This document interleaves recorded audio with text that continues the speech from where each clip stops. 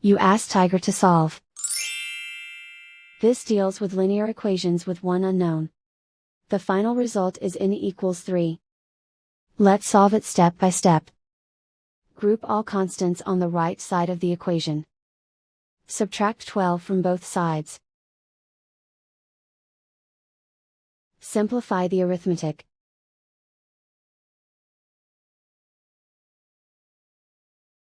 Isolate the n. Divide both sides by -4. Cancel out the negatives. Simplify the fraction. Cancel out the negatives.